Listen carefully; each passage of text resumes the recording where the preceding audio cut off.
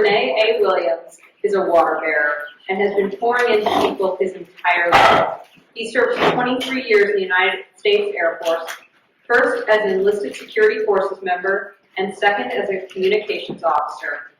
His last duty assignment was here at Maxwell Air Force Base as an instructor at the Squadron Officer School, where he had the pleasure and honor to pour into junior officers and civilians. He's a certified teacher, speaker, and coach under the John C. Maxwell team and currently provides inspirational, spiritual, and mental coaching online and locally. Please welcome Mr. Williams.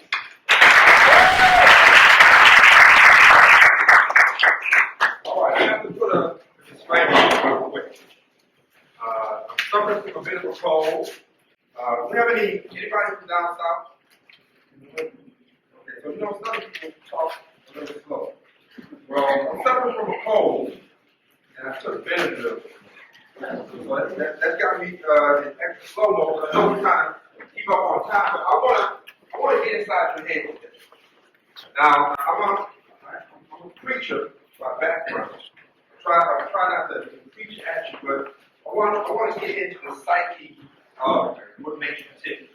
Now, I'm really glad that I got here early because I really need to get my emotions settled down so I can speak to you clearly. Because on my way here, I let my teenage son drive. He's got a learner's permit. And I was going over my notes on my cell phone, and he slammed on the brakes. And when I looked up, we weren't at a stop sign. We weren't at a red light. We were in between two red lights. He's in the middle of an intersection. And when I looked to the left, there was an 18-wheeler about to enter I-65, and we were in his way. I only had one word to say. Go! Now, I have to deal with that at least 4 more times. Now, I've already dealt with it twice because I have 6 sons. So I have, and their ages are kind of gapped. I have 3 teenagers that are millennials, and then I have a 4-year-old, a 10-year-old, and an 11-year-old that are Generation Z. I'm kind of wondering what society is going to do after Generation Z, because what comes after Z? We're going to do the next kid. So I want to get inside of your head and deal with how we process stuff, how we mentally deal with things during our day, and also not just what's happening up here, but what's happening here in your heart. So when you look at this, it's a picture of the human brain. I think we can get this video.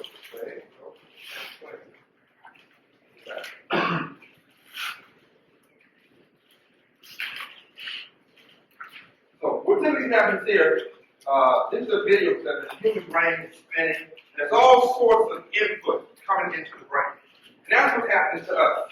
Every day, we're being bombarded with information.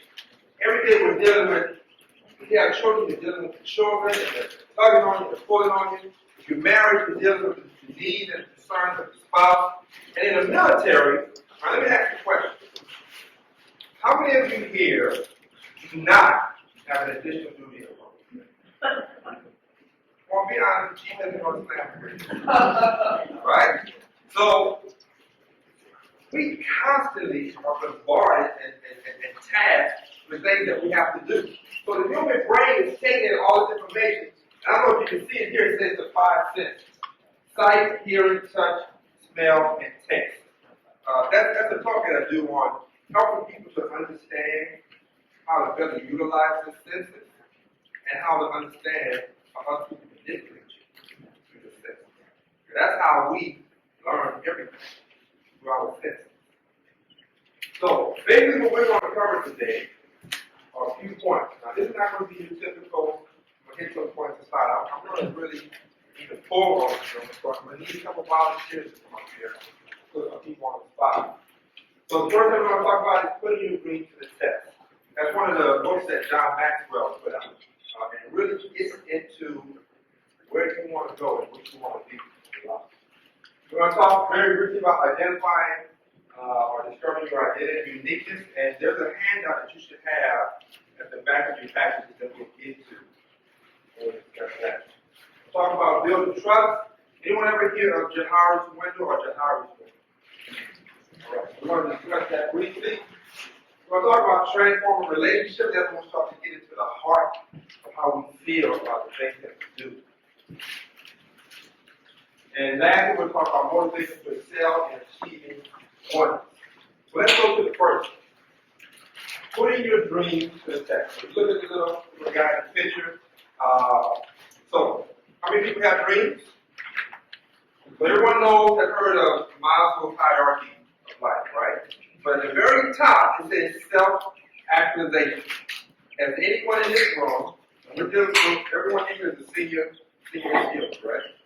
Have any of you self-actualized yet? Okay? So we want to talk about it. So the first question I want to ask you, is my dream really my dream? So whatever it is that you picture yourself doing, and I know you need it, and I know you were going to be eating when I gave you the presentation, but just for a brief moment, stop chewing down when you want to choke. Close your eyes. I want you to visualize whatever your dream is. Just for a moment, I want you to really think of what you look like in that place, in that spot, doing whatever that thing is. Is it crystal clear? Now, as you see it, the question is that something your mom and them told you to get? Or is that something that you want? Go ahead, open your eyes. Is your dream really your dream? Is your dream something that the Air Force put in a listing of things you need to do to get promoted? Is that your dream? Or does it come from inside? Is it really your dream? Is it clear? Do you have a clear path of how you're going to achieve? When in the Air Force, as far as the way the list structure goes, there's a clear structure and a path of how you go up through the ranks. Very easy. And there are some people that have a checklist, and they use that checklist. They're going to do X, Y, and Z for I can get A, B, and C. But we have to be clear on what our dream is. Do you control the steps of your dream? Do you control if you're going to get promoted or not? A little bit. Would you say that you're in control of whether or not you're going to get promoted? How so? Do the work. Why would you say a little bit? Who else has control?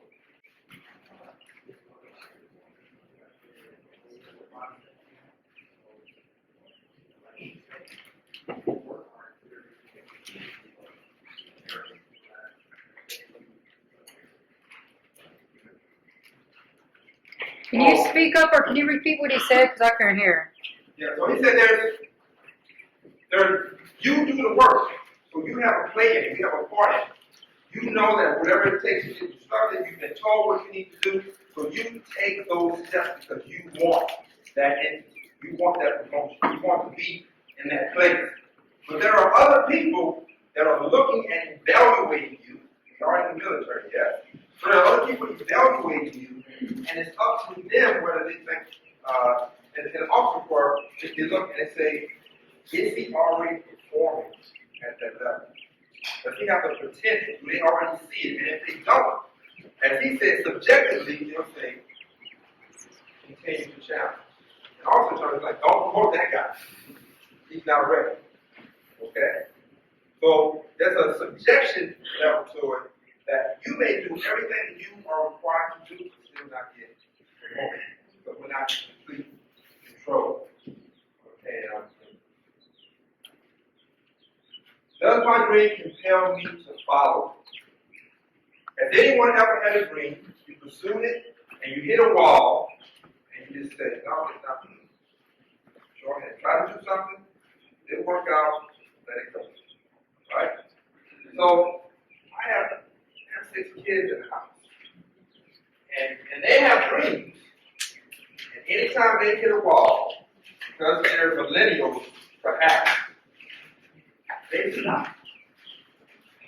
And I'm constantly telling them, hey, you need to, when you hit a wall, You either go around it, you go over it, you go under it, or you negotiate it like you guys are going to negotiate Project X, later on today. I know you're looking forward to that. But are you motivated? A lot of times in the military, we have so much stuff to put on. There's deployments that we have to deal with, there's schedules we have to deal with, there's additional duties that we have to deal with, and then we still have our married life, our family life that we have to deal with. So what's going on inside of your psyche that you stay motivated? What is it? What is your why factor? What is the thing that keeps you driven? You have to have that. Do I have a strategy to reach my dream? Well, we're thankful that the military does give us a strategy as part of promotion. But do you have children? Did you have a strategy when you got married of how you were going to raise your children and get them off to whatever they were doing? And I asked that question. I did interviews of parents, and I asked them that question. And most parents didn't have a strategy for the kids till the kids were in high school. And I asked one father, I said, what is graduation for your son? And I said, what graduation is, it's not graduating from high school. It's really graduating from your house. What does that look like to you? That's kind of the master's part. And he said, I see graduation for my daughter at some point her coming back home. But he knew in his heart that she wasn't ready. I talked to another parent, and like you, he had a plan for his son. His son was very bright, football player, was getting pretty good grades, but not enough to get a scholarship. So when I asked him, I said, if your son chooses to go to college, are you going to pay his way to go to college? He said, absolutely yes. I will pay for all 4, 6, or 8 years of his college because I never had the opportunity to pursue my dream. There were other things in the way that controlled me. I didn't do it, so I want to pass that on to my son. I said, if your son decided to be an entrepreneur and start a business, would you support him? Absolutely not. My son is going to college. Now I'm going to get into the why of that, because that's a generational mindset.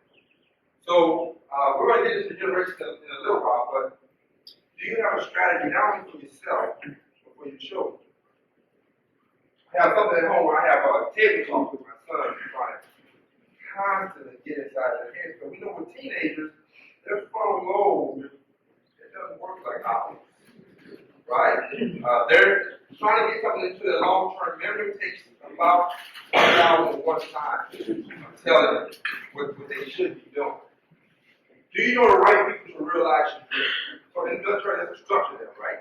So we know who to talk to. And in the officer corps, I went to a meeting yesterday and the general was speaking, and there was a bunch of colonels in the room. Why were they in the room? Because they wanted to hear him speak. No, because that's the politics of being a military. Am I willing to pay the price for my dream? Sometimes there's a lot of sacrifice that comes with achieving your dream. You really need to know who you are to achieve your dream. So what I would like to do, there's a survey that I spoke about earlier. If you can turn to that survey, I kind of like to go through that. It's a very easy survey. It kind of, since most of you have already done the Myers-Briggs supply, like not in any particular order. There's only a couple of questions at the very bottom, but all you can do is go through, and if any of those items on a piece of paper, those various categories apply to you, just go ahead and tick off on them.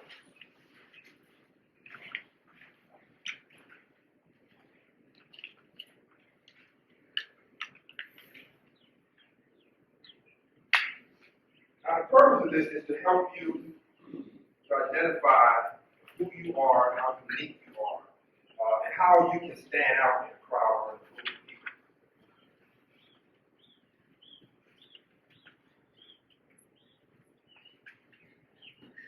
you look at American society, a lot of people identify themselves by personal possessions that they have. A lot of people identify themselves by what position they hold, what their career is, what their job is, or what their status is in life. Other people identify themselves by the fact that they're a parent, their father, or their sister, or something to that nature. And we also have people that identify themselves by their abilities, what they can do. So what we're going to do is we're going to let these things out. Now you get to keep these. You don't have to turn these back in or anything like that. And you'll notice that at the bottom of the sheet, my email address is there, and there's a link there that you can go to if you want to download a soft copy of this survey. Now, something that would be nice about this survey, and I think Patricia talked about it earlier, is when you're doing an assessment on yourself, a really great way to mirror, to see the truth of your personal assessment is to take that same assessment and give it to someone else. Have a close friend take the assessment and give it to you. Maybe have a spouse take the assessment, and they take the assessment as though they were you. And then they give it back to you and you talk about it. Now, really uniquely, we're going to test out one of these here. Is you take an assessment on yourself and give it to somebody that kind of doesn't know you. All they know is how you carry yourself when they see you, whenever they see you. That person will give you a different perspective of who you are. You know, we try to be conscious and aware of how we carry ourselves as we go in and out of our daily activities. But if you think about it, wherever you are, whenever you're there, there is somebody watching you. There is somebody that you, unbeknownst to you, there's somebody that you are mentoring. Or there is someone that you are communicating to that they do not like what you do, or they do not like how you deal with other people. So we're pretty close to the end. I see just a couple people still writing. Now, that bottom portion, the 5 key points of identification, you may have to ponder that one for a little while. So, what I like to do is I want to identify at least one person in this room that is uniquely different from everyone else in the room. So, in order to do that, I need everyone to stand.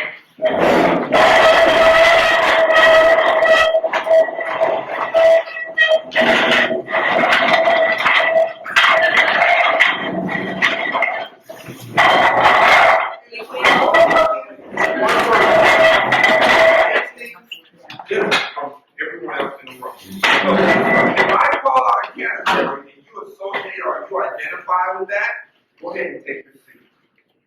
Do you have gray hair? You have gray hair? What is it?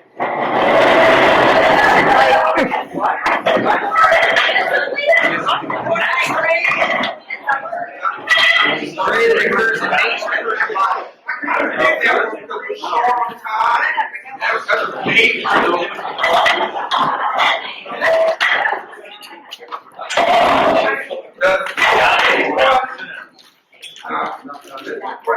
Does anyone love running?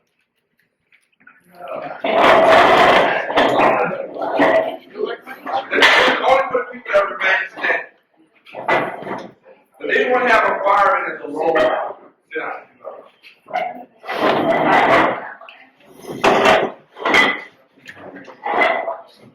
Okay, so this is probably going to eliminate the rest of the house. You're tall. Tall is above 6 feet.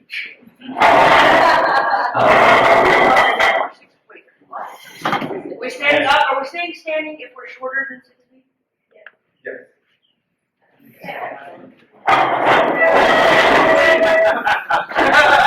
So, all the tall people should be seated.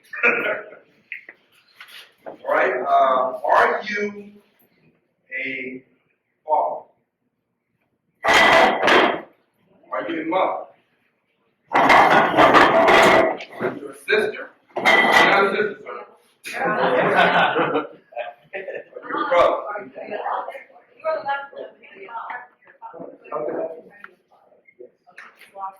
Sir, what is your name? The Baron. Sir, what is your name? Right. What is your name? Sam. Does anyone know someone else with that name? Yeah. So, before taking that survey, did you think that you were a unique person? And in and of ourselves, we are unique persons. But we all have a lot of similarities. In American society, we're taught to pick out differences between them. But in actuality, so the perspective that I have in this room is that there are men and women in this room. There are some kind of old and some kind of young. There are Hispanics in this room. There are Caucasians in this room. There are Black people in this room, and maybe some other nationalities in this room. We all have similarities, but it's our differences that kind of make that stew or that soup that make us wonderful together.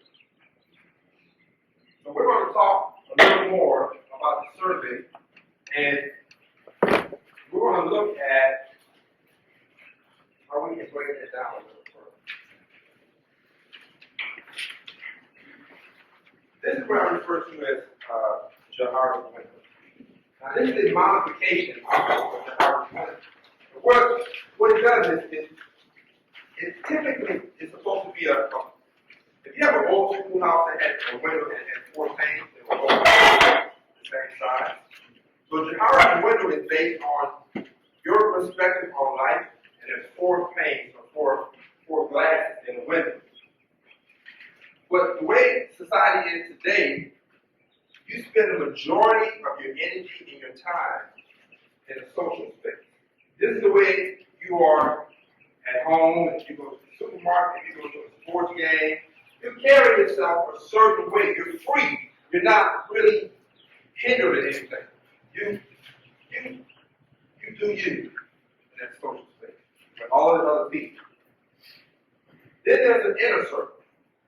So the way that you carry yourself with your children, the way that you carry yourself with your spouse, with your parents, is different from the way that you carry yourself in a social space. And you notice, this is a little smaller segment of who you truly are.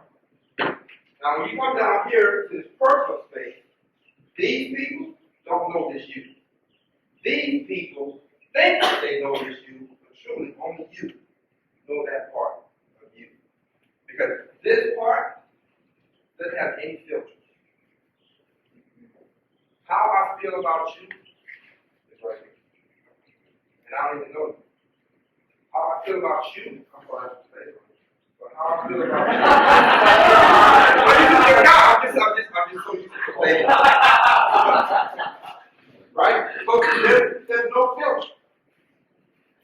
Also, even though there's no filter of how I feel about the projected outside, there is a filter that doesn't let anybody see the vulnerable part of who you are. Right here. Right? They don't know it. They think they know it.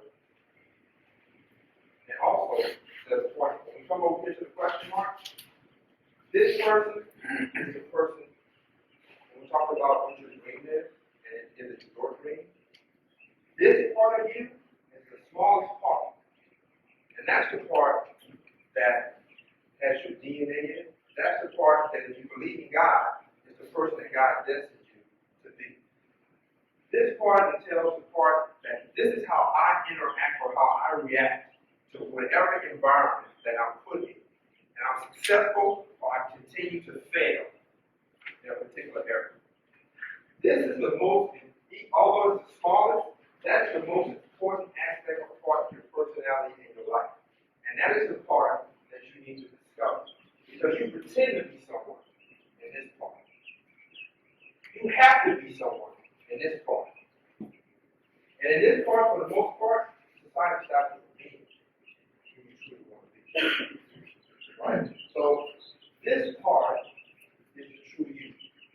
And many people, most people, because this part has our mind and our focus constantly focused outward, very rarely into the true you.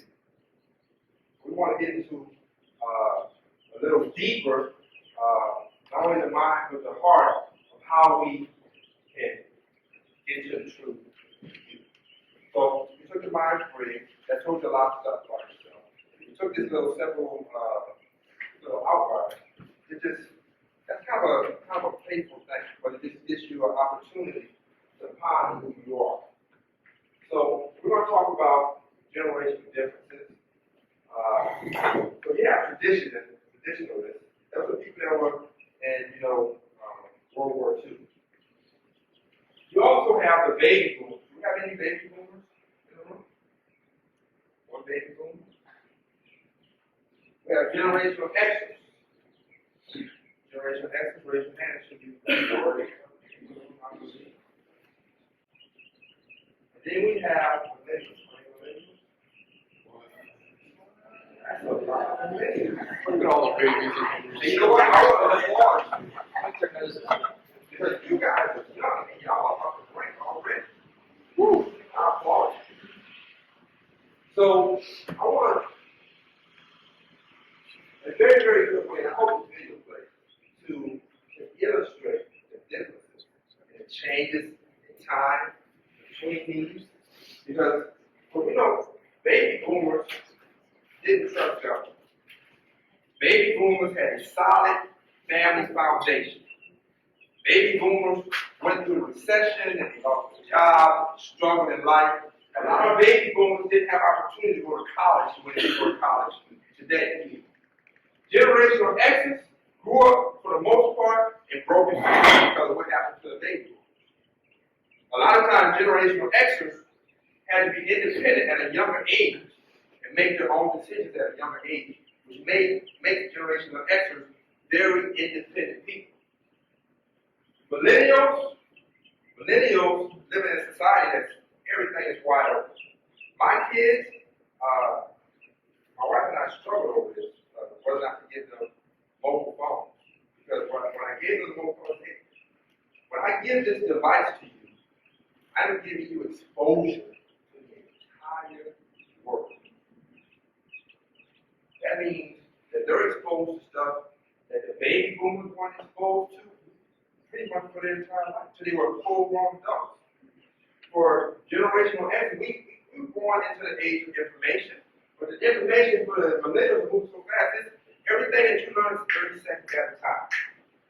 Social media. My wife and I thought that we were doing really, really good at raising our kids because they're so quiet. But they're not quiet. They're just stuck on the device.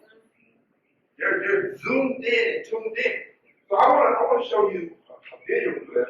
Now, some would say that because we have all of these generations in the workplace that we deal with in society, that it causes a lot of separation. But in actuality, it should bring us together to be more unified. So, take a look at this video. This is a YouTube video.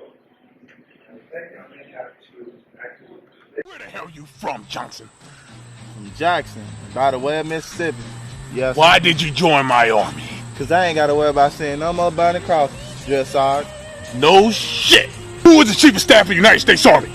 That'll be that white fella, General Westmoreland, Drill Sergeant. Close your fucking mouth. Yes, sir. Yes, sir.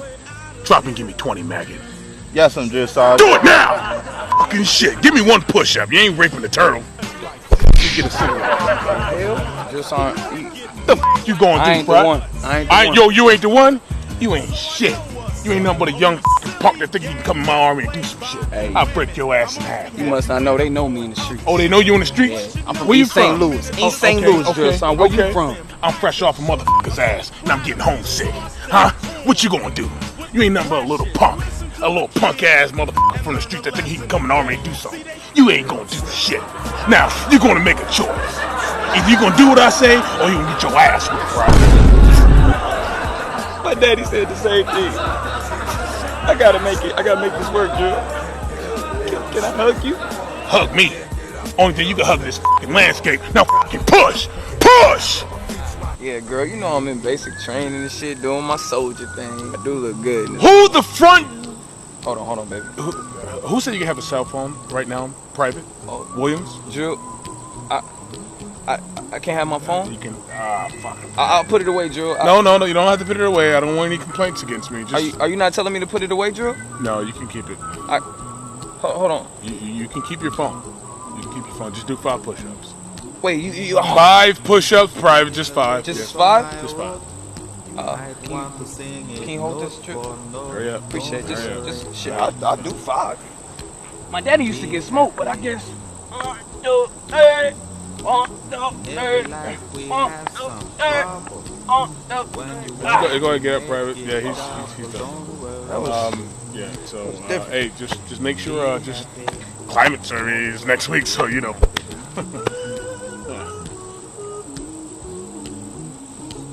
No problem. You just put your hands on me. Everything was fine until you crossed that line, Drew. Look, I apologize. Just make Don't sure. apologize. You just broke my damn arm. It doesn't leave this area. Sharp. And your eyes just said, I'm an N-word. I want ice cream. I only want to run once a week. And I want a stress card.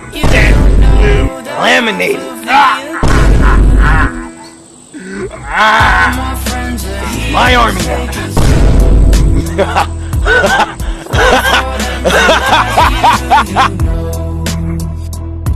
Please don't make any sudden moves. Pretty amusing. We're talking about motivation, putting your heart into it. So we see that drill started in 1966. Put his heart and probably his foot into that project. And that is the world of the military back during that time. We see it as slow progression. So I want to do an example. So since I personally know you and you are a man, I'm going to put this on a volunteer. I really need you to put yourself in a space. You can stand there. Put yourself in a space of a young. Now I need. You have a baby boy, right? Can you come up, please?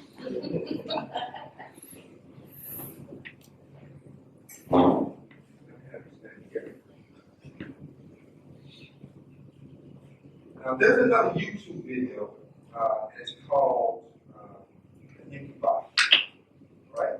And our millennials is going to be our example of an empty box. So, what's your name? Sandy. So, Sandy is an Air Base, and her parents raised her very well, very nice young lady, but she just joined the Air Force. And Sandy represents, what's your name? Connie. So Connie has some very, very strong traditional values. She has been in the Air Force how many years? 32 years. So she has the 4 values on lock. Right? So Connie is going to think for a moment. She's going to think for a moment of all the things that she knows before into this empty box. So when an airman comes to the Air Force, what do they know about the Air Force? Now it just so happens that this airman is millennial, so we talk about that was millennial video, right? Happy go lucky, don't tell me anything. I know the world, I know everything. You don't need to tell me anything, but they really don't know that they're empty box. So when you get your next empty box, when you illustrate for us all the things that what are the key things that this empty box needs so that at one day this empty box gives 32-year-old veteran going into another? Let me just one thing first. That video, you have to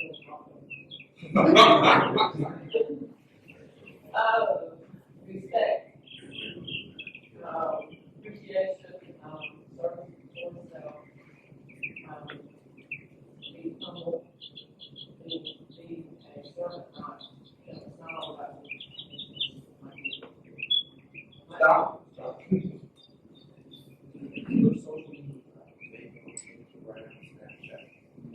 Can you all please speak up? So your social media type, Facebook, Instagram, Snapchat, and you take selfies all day long. Do you believe what you just said? No. Can you tell this chief what life really is? Oh, I love my social media. Take a picture. I'll get that out. One of you yelling at me. Okay, right. You figure that out. So chief, how do you get someone that's happy go lucky and it's all about self to transition?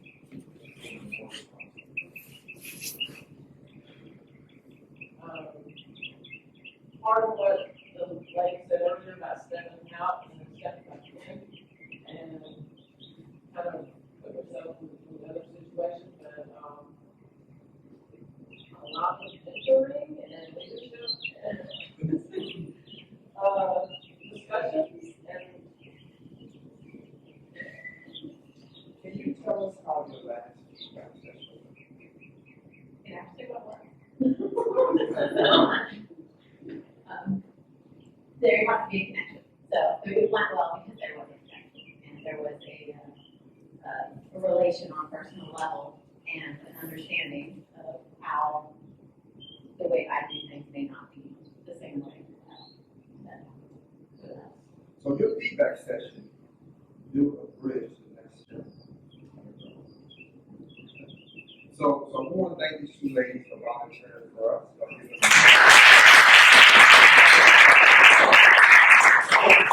As NCO, we have a great chance of dealing with the younger generation because of the way they process information, the way they view things. I had an airman that was working for me, and we needed to send an email out to the entire organization. And for whatever reason, this doesn't happen very often, but the network was moving kind of slow. So the distro list part of Outlook wasn't working. He said, what are we going to do? How are we going to tell everybody? Because the command is about to get command call, nobody's going to know what to be in place. I said, well, just send an email to each one of them. What are you talking about? I said, click on the toolbox and go to the list, the goal, and then plug people's names in. Because you want me to click on everybody's name so that I can send an email out. And it was just a small unit. It's not like you going, they didn't have a global back then, as a matter of fact. You only can see the people that was in your organization. It was mind blowing to him to have to not do a digital list and click on people's names and send an email out. So we want to look at how we can take the mental processes that are required to connect with people. There's also an emotional aspect that we need to connect with people. Let's realize, so earlier y'all did an exercise with Patricia where she was having the I's on one side, the J's, and you look at all these personality types, right? But truth be told, there's truly no person that is totally intellectual or intuitive. The way that our bodies are made up, we utilize our mind and our heart succinctly all the time throughout the day. And we have to realize that if your heart ain't in it, your mind is not going to be. If it's not your true passion, you can't get behind it. And a lot of times in the military, you really have to grab hold of what the mission of your organization is. You have to really apply yourself. What makes your heart hurt? What's important to you? So So when you're looking at your troops in your area, and they have all of these differences, they say, see the world in a different light than you. What is your passion to reach out to them? Because realize that they're the ones that's going to be sitting in your seat in a couple of years. When your heart is in it, you can make a difference about if somebody's going to be successful or if they're not going to be successful. So in regard to how you get back to that social spirit, and how you carry yourself, and how your troops see you, how they look up to you, or how they try and go into another room when they see you come. So we have to not be a total military orders and this kind of uniform person, because we're a person outside of the uniform army. A lot of times we need to allow our troops to see that person so that we can achieve oneness. We have all these mental processes going on, but we have to have an emotional connection for things to be successful. So if you want to achieve oneness, you and your troop have to realize that they're not an accident.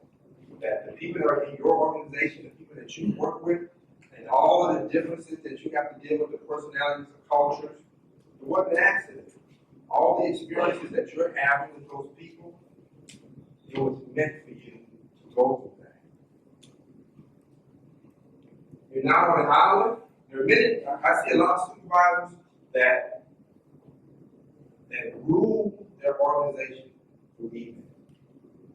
They never leave their office. Something that the baby boom generation X said, Abraham Lincoln, leadership by walking around, getting to know the troops, finding out what their interests are, finding out what they did over the weekend. Really getting to know people and get outside of your office and your workspace. Realize that you're not alone. Look at all your peers that you have here. How many people in here does anyone in here know everyone in here? Do you realize the amount, the non-island thing, that if they had more of these events, you realize how much of a greater leader that each one of us could be. But we're so busy with numbers. Okay, let's do an assessment. So there's no one in here that does not have an additional group. Who has more than one additional? Raise your hand. Who has more than 5 additional? The people in their hands. He has lost count. So we're very busy, correct? And a lot of times we don't spend the time to network and connect with people. But it's really great that you guys are here today, and I want to encourage you to do this on a social basis. Remember that social block at the hiring window? Reach out to your peers. So it takes a team to win. I was talking to the chief before we came down here, and because of the separation in time and stuff like that, a lot of times we have to do everything. But the Air Force is designed for us to work with the team with wings program. You know you have somebody that has your back. But when you're trying to progress and move forward, you have to realize that there's somebody else that can do it better. There's somebody else that will do it differently, or maybe more effective than you. And sometimes we have a hard time releasing and letting go. So you see the support system that's behind you. So you're the difference in missing pieces. So as I illustrated earlier, we have different generations, male, female, age difference, so different cultural backgrounds. We have to realize that what's unique, even though we have a lot of similarities, there's something unique about your voice. There's something unique about the way that you approach a situation that can help see yourself in. Your ability will help get you on time. So, how many many chiefs do we have in the room? Show of hands. So a question I would ask, and I was talking to Chief about it, is in going back to achieving your dreams. By show of hands, for the chiefs, what is life after the Air Force? Is it something exciting to you, or something that's kind of, and I'll express to you, like for me. When it was time for me, a couple years before I was retirement eligible, I told my wife, I said, honey, when I get to 20, we can do whatever you want to do. If you want me to get out of the military, I'm going to get out of the military. That was at year 18. But the closer I got to 20 and I started looking at civilian life, I started moving back from it. My evaluation of what the civil sector looked like, it wasn't pretty. I was really accustomed to the Air Force way of life. Because I know in the Air Force that if I needed you to help me with something, or if I needed to come to your office to get a service, then I was going to get that service. I know that if I was in a foxhole with this gentleman right here, that he had my back. But when I look at the civilian sector, I told my wife that, once I hit 20, we can do whatever, and she wanted me to retire. So 3 years later, I finally got the confidence to retire and go into the civilian sector. And I say that to illustrate the point that a lot of people struggle with what they're going to do. Sometimes they feel like they're running out of time. Something that John Maxwell said is that right now, at this moment, today, all of us, each of us, regardless if you're a master sergeant, a senior master sergeant, or a chief master sergeant, you personally have the rest of your life. Just like my 4-year-old son, he has the rest of his life to be and do whatever he wants to do. I'm a retired 23-year Air Force captain, and wherever it is that I decide to shift to be next, I have the rest of my life. And remember that there are people there to help. So the wingman mentality has to be in place, because without it, we don't have to do it ourselves.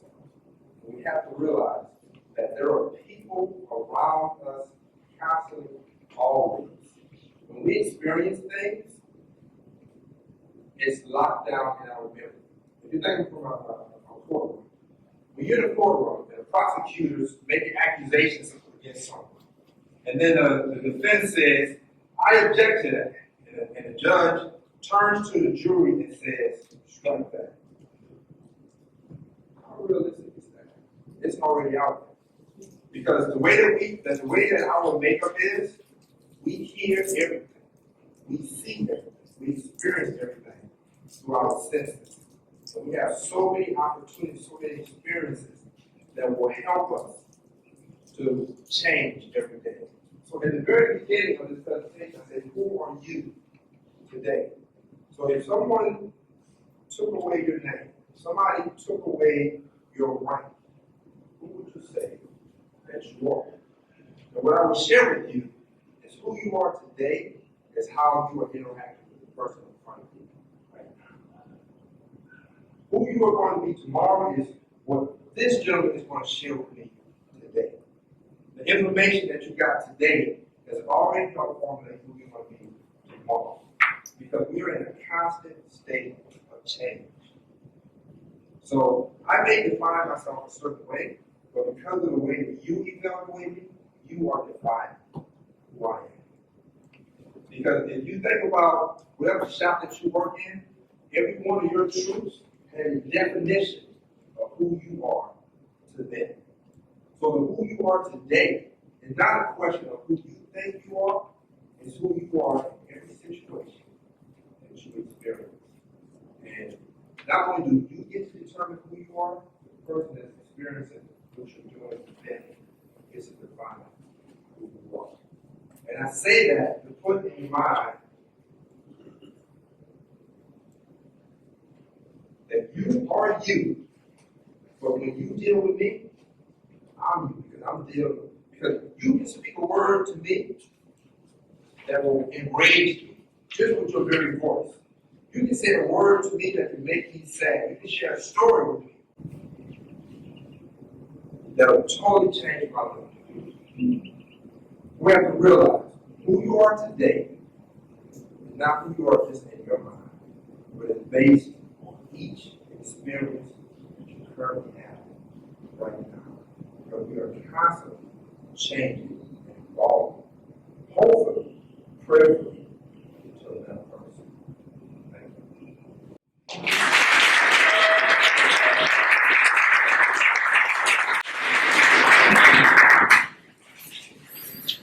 Well, thank you, sir. We appreciate you. I think we can all use a little bit of reminders about empowerment and mentoring. And so thanks for coming out. I know that we were a little off schedule, but we really appreciate you sharing with us and bringing back some of the truths about what we're dealing with today, the different generations, and all the different things that go into motivating our airmen. So on behalf of the airmen today, thank you very much, sir. All right.